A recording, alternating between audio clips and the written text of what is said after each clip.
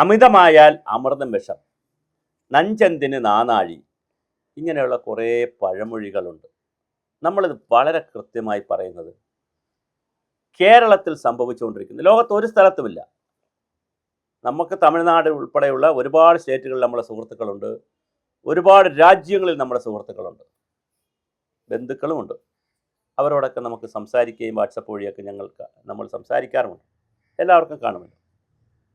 ഇത്രമാത്രം മറ്റൊരാളുടെ സ്വകാര്യതയിലേക്ക് ഇടിച്ചു കയറി ശുദ്ധ തോന്നിയവാസങ്ങൾ കാണിച്ച് അതിനെ വീഡിയോ ആക്കുന്ന, റീൽസ് അടിക്കുന്ന ഒരു സംഘം വളരെ വളരെ മ്ലേച്ഛമാണ്, മോശമാണ്.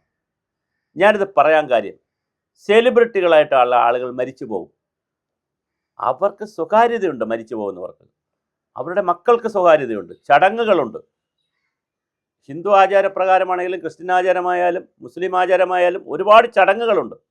പള്ളിയിൽ കൊണ്ടുപോകുന്നു, രണ്ടു കൂട്ടരാണെങ്കിൽ പള്ളിയിൽ കൊണ്ടുപോകും, മറ്റവരാണെങ്കിൽ ശ്മശാനത്തിൽ കൊണ്ടുപോകും, അല്ലെങ്കിൽ വീട്ടിലടക്കും. ഇതെല്ലാം വലിയ ചടങ്ങുകളാണ്. ഒരുപാട് ആഘോഷങ്ങളുണ്ടായിരിക്കും അതിൻ്റെ ഭാഗമായിട്ട്. ഇവിടെയൊക്കെ അവരുടെ ബന്ധുമിത്രാദികളും സുഹൃത്തുക്കളും അടുത്ത് വേണ്ടപ്പെട്ടവരുമാണ് കൂടെ നിൽക്കേണ്ടത്. അവിടെ കയറി റീൽസ് എടുത്ത് തോന്നിവാസം കാണിക്കുക, എന്നാൽ അത് ചോദ്യം ചെയ്യുന്നവരെ തെറി പറയുക. എം എൻ കാരശ്ശേരി മാഷ് പറഞ്ഞതുപോലെ സലീം കുമാർ ചെയ്ത തെറ്റെന്താണ്? സലീം കുമാർ കോൺഗ്രസ് ആയതുകൊണ്ടാണ് അദ്ദേഹത്തിന് ഇത്രയും ട്രോളും മരിച്ചതിന് ശേഷവും അദ്ദേഹത്തിനെ വിടാതെ തൂങ്ങിയിരിക്കുന്നതെന്നാണ് വളരെ കൃത്യമായി പറയപ്പെടുന്നത്. അപ്പോൾ എന്തായാലും വളരെ വലിയ ഒരു തോന്നിയവാസമാണ് ഈ അലങ്കോല സംഘം ചെയ്തുകൊണ്ടിരിക്കുന്നത്. ഷാജിയൻ ഖാൻ്റെ പൊതുസേനത്തിന് വെച്ചപ്പോഴും സെലിബ്രിറ്റികളെ പകർത്തുന്നതിനായി ഇവരുണ്ടായിരുന്നു. ഏതെങ്കിലും ഒരു സെലിബ്രിറ്റി വരുമ്പോൾ അവരുടെ വിൻസ് ആൻഡ് ഫാൻസിയുടെ ടീമുകൾ പോയി ഇത് പകർത്തിയെടുത്തുകൊണ്ടിരിക്കുകയാണ്. മരണ വീടാണ്. പിന്നെ അതിനിടയിൽ സിനിമാ നടികൾ വരും, സീരിയൽ നടികൾ വരും, സ്ത്രീകൾ വരും. അല്പം പിന്നെ മെച്ചപ്പെട്ട രീതിയിൽ വസ്ത്രമൊക്കെ ധരിച്ച് വരുന്ന സ്ത്രീകളാണെങ്കിൽ പിന്നെ അവരുടെ അത്തരം റീൽസ് എടുക്കലായി. അവരുടെ വസ്ത്രത്തിൻ്റെ ഏതെങ്കിലും പാർട്ട് അങ്ങോട്ടോ ഇങ്ങോട്ടോ മാറുന്നു എന്ന് പറഞ്ഞിങ്ങനെ വല്ല കഴുകൻ കണ്ണ് വച്ചിരിക്കും. അത് മാത്രം എടുത്ത് അത് റീൽസാക്കും. ഇതൊരു മോശമാണ്. അവർ കരയും ചിലപ്പോൾ പലരും. അതൊക്കെ അവരുടെ സ്വകാര്യതയാണ്. ഒരു ഡെഡ് ബോഡിയുടെ അടുത്ത് നിൽക്കുമ്പോൾ ഒരു ആൾ മരിച്ചു കിടക്കും, തനിക്ക് വേണ്ടപ്പെട്ടാലേ തങ്ങൾക്ക് വേണ്ടപ്പെട്ട ഒരാൾ മരിച്ചു കിടക്കുമ്പോൾ അവിടെ ചെന്നപ്പോൾ ചിലപ്പോൾ കണ്ണുനീര് വരും. അവരാഗ്രഹിക്കുന്നില്ല ആ കണ്ണുനീര് ലോകം കാണണമെന്ന്. അത് അവിടെ തീരേണ്ടതാണ്. ചില സെലിബ്രിറ്റികളൊക്കെ ഇപ്പോൾ മുഖ്യമന്ത്രിയൊക്കെ വിതിമ്പി എന്നൊക്കെ പറയുമ്പോൾ വാർത്തയാവും അതിനകത്ത്. പക്ഷേ സാധാരണ ആളുകൾ ചെന്ന് നിൽക്കുമ്പോൾ അതെല്ലാം ഇങ്ങനെ വാർത്തയാക്കുന്നത്. ഇനി വാർത്തയാക്കണമെന്ന് താല്പര്യമുള്ളവരും കാണും, താല്പര്യമില്ലാത്തവരും കാണും. ഉള്ളവർ ഇപ്പം മമ്മൂട്ടിയുടേത് വാർത്തയായി, കരഞ്ഞു എന്നൊക്കെ പറഞ്ഞ് വാർത്തയായി. സെലിബ്രിറ്റികൾക്ക് ചിലപ്പോൾ ഈ വാർത്ത വരുന്ന സന്തോഷമായിരിക്കും. പക്ഷെ PR വർക്കിൽ താല്പര്യമില്ലാത്ത, സെലിബ്രിറ്റി വർക്കിൽ താല്പര്യമില്ലാത്തവരുണ്ടല്ലോ, സ്വകാര്യതയുണ്ടല്ലോ അവർക്ക്. എന്ത് തോന്നിയവാസമാണ്. അതിനെതിരെ മകൻ ചന്തു പ്രതികരിച്ചു. അതിനെയും മോശപ്പെടുത്തിയാണ് ആളുകൾ പറയുന്നത്. എന്തായാലും റീൽസ് ഉണ്ടാക്കാൻ നടക്കുന്ന മനസ്സിൽ കിട്ടാൻ പോകുന്ന ലൈക്കുകളെ കുറിച്ചുള്ള ആഹ്ലാദം മാത്രമാണ് അവർക്കുള്ളത്. നമ്മളൊരു സിനിമ കണ്ടല്ലോ, ഈ റീൽസ് ഉണ്ടാക്കാൻ നടന്ന അവസാനം ജയിലിലാവുന്നൊരു സിനിമ കണ്ടല്ലോ, ദിലീപിൻ്റെ ഒരു സിനിമ ഉണ്ടായിരുന്നു. 2000 ഇൻഫർമേഷൻ ടെക്നോളജി ആക്ട് 66E പ്രകാരം ഒരാളുടെ സ്വകാര്യത ലംഘിച്ച് ചിത്രങ്ങളും വീഡിയോകളും പകർത്തിയാൽ, അത് പ്രചരിപ്പിക്കുകയൊക്കെ ചെയ്താൽ 3 വർഷം വരെ തടവും 2 ലക്ഷം രൂപ വരെ പിഴയും ലഭിക്കാവുന്ന കുറ്റമാണ് പോലീസ് ഇന്നലെ ഫേസ്ബുക്കിലൂടെ അറിയിച്ചിട്ടുണ്ട്.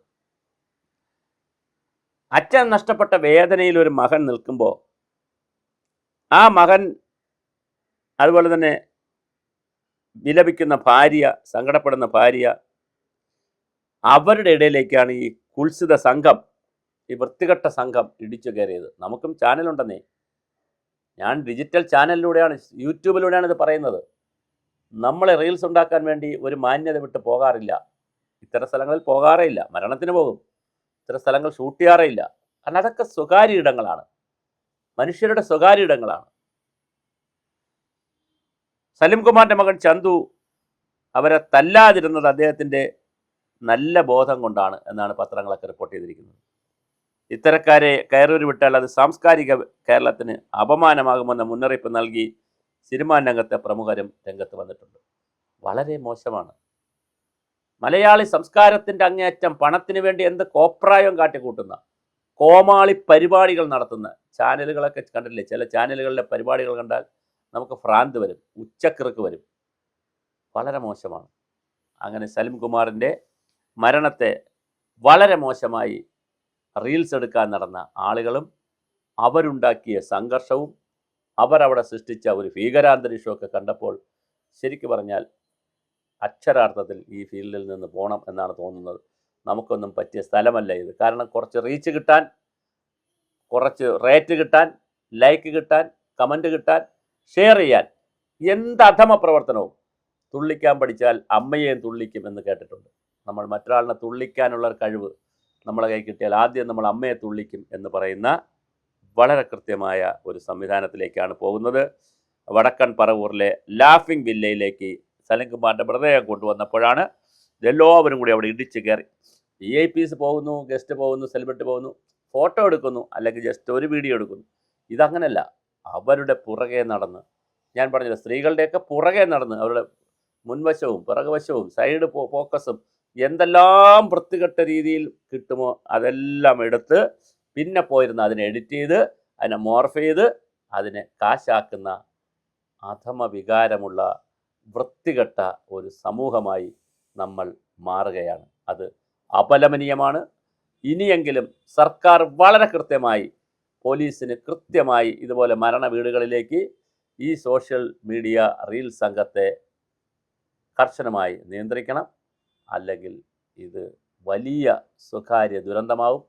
വീട്ടുകാരുടെ മരണം, അവരുടെ സങ്കടം നാട്ടുകാർക്ക് ആഘോഷിക്കാൻ ഉള്ളതല്ല.